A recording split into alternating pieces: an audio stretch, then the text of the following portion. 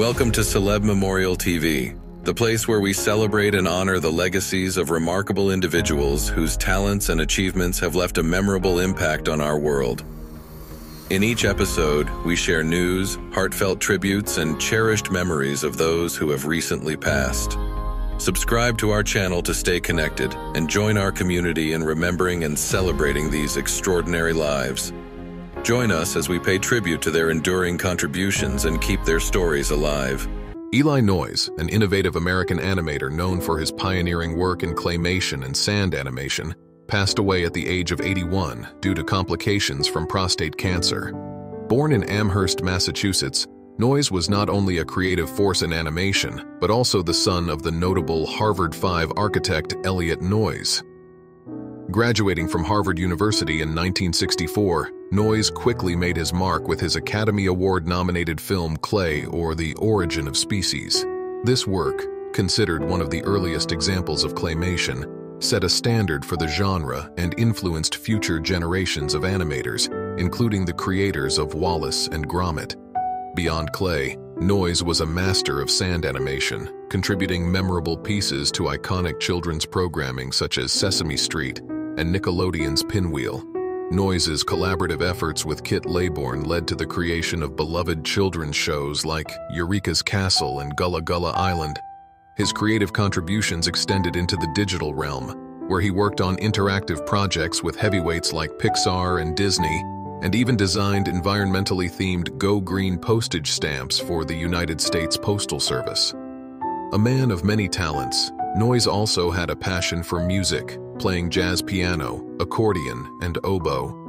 He leaves behind a legacy that is deeply embedded in the fabric of American culture, particularly in children's television and animation. His innovative spirit and pioneering techniques have left an indelible mark on the industry, inspiring animators and delighting audiences for generations. Noyes' work continues to live on, enriching the lives of those who encounter it, making the ordinary come to life in extraordinary ways. Fred Roos, an esteemed American film producer known for his collaboration with Francis Ford Coppola on some of the most iconic films in cinema history, passed away on May 18th in Beverly Hills, California, just shy of his 90th birthday. Born on May 22, 1934 in Santa Monica, California, Roos began his illustrious career in entertainment as a casting director for The Andy Griffith Show, laying the groundwork for his profound impact on the film industry. Roos attended Hollywood High School and later studied theater arts and motion pictures at the University of California, Los Angeles. His transition from television to film marked a turning point in his career and the beginning of a long-standing partnership with director Francis Ford Coppola. Together, they created cinematic masterpieces such as Apocalypse Now and Youth Without Youth. Roos's producing prowess was most notably recognized with an Academy Award for Best Picture for The Godfather Part 2, a film that continues to influence and resonate with audiences around the world. His dedication to the craft was evident not only in his films but also in his role as a mentor and leader within the industry. In 2007, he shared his expertise as a member of the jury at the 29th Moscow International Film Festival, further solidifying his role as a global cinematic influencer. Fred Roos's legacy is defined by his ability to nurture talent and his visionary approach to filmmaking. His contributions have left an indelible mark on Hollywood, shaping its history and enriching its culture.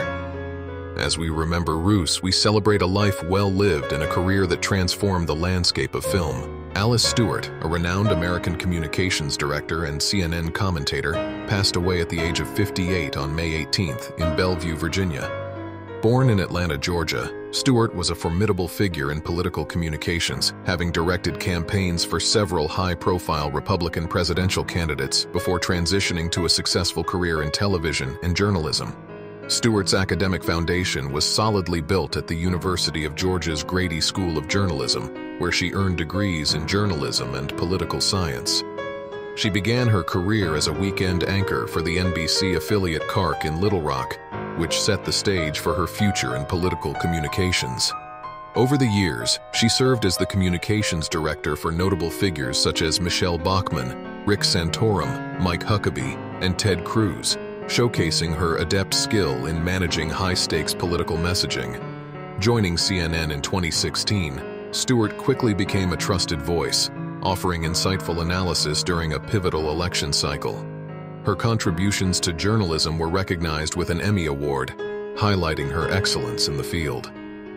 In 2019, her expertise and leadership were further acknowledged through her appointment as a Harvard Fellow and the Cherry Blossom 10-mile run.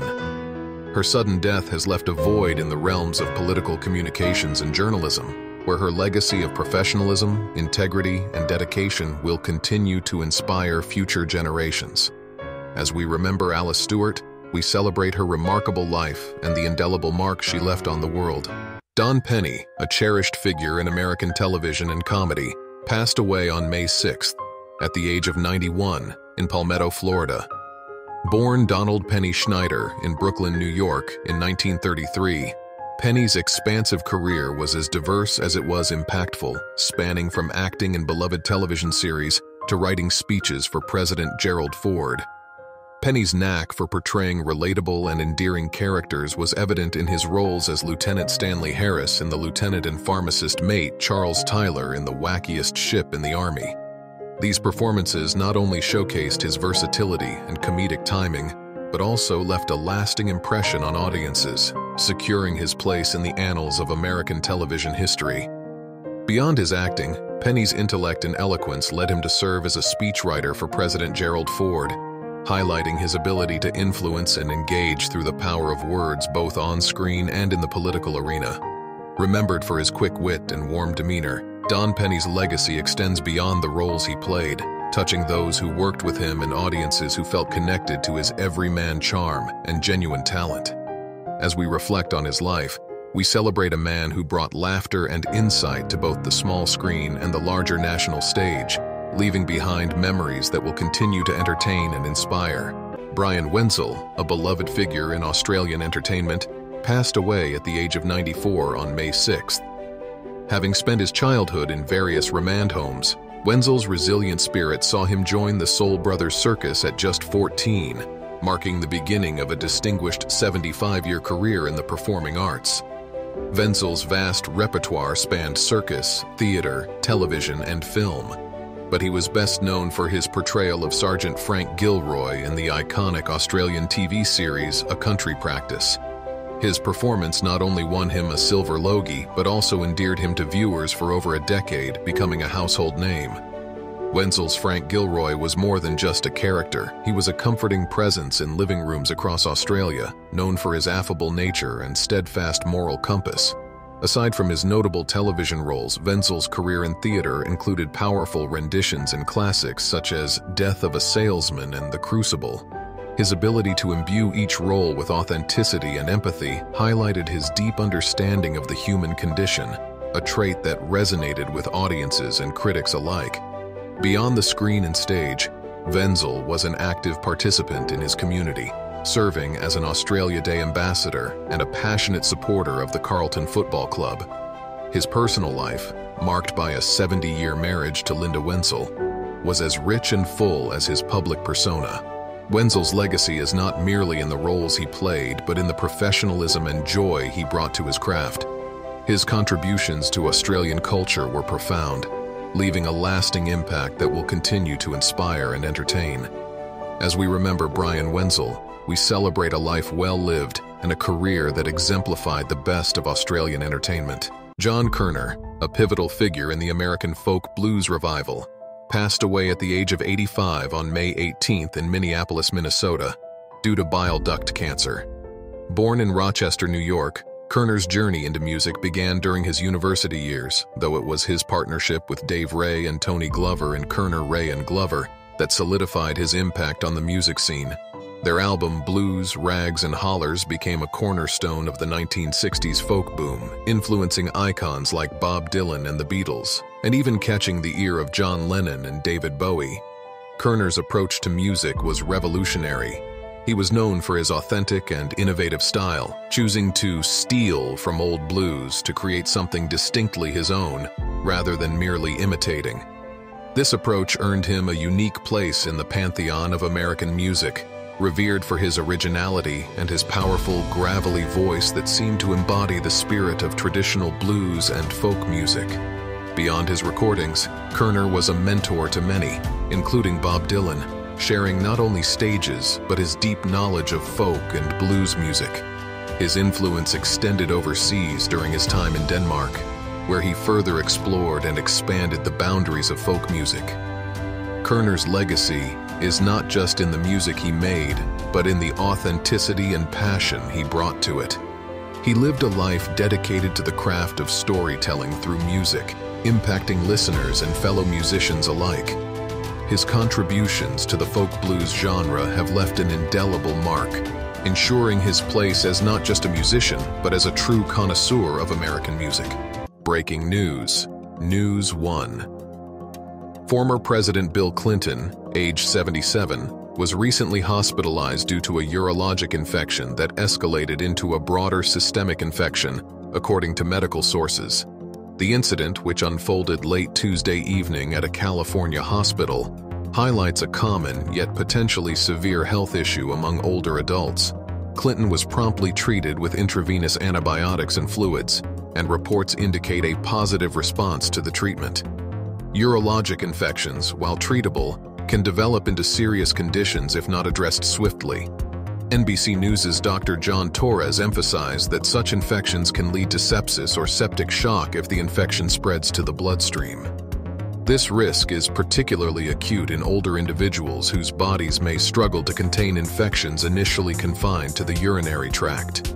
Experts not involved in Clinton's care have suggested that the infection could have been exacerbated by an underlying condition such as a blockage or diabetes, which might require further medical intervention to prevent recurrence. As men age, they become more susceptible to these infections due to factors like an enlarged prostate, which can impede the bladder's ability to empty fully. News 2. In the sweltering heat of Mexico's southeastern tropical forests, a tragic scene unfolds as endangered howler monkeys are found deceased, victims of the brutal temperatures and ongoing drought. In Tabasco State, where the mercury is expected to climb above 45 degrees Celsius this week, local media report as many as 85 monkey fatalities. The region's Civil Protection Agency confirms the dire situation, attributing the deaths primarily to dehydration. As the crisis escalates, volunteers have taken to the forests around Camalcalco to distribute water and fruit in a desperate bid to prevent further loss. Mexico's President Andrés Manuel López Obrador acknowledges the severity of the heat, especially in his native Tabasco, committing to enhanced measures to protect wildlife. Meanwhile, the Environment Ministry is coordinating a response, considering heat stroke, malnutrition, and toxic agrochemicals as additional factors contributing to the deaths. This tragedy underscores the broader impact of climate change and highlights the urgent need for environmental stewardship.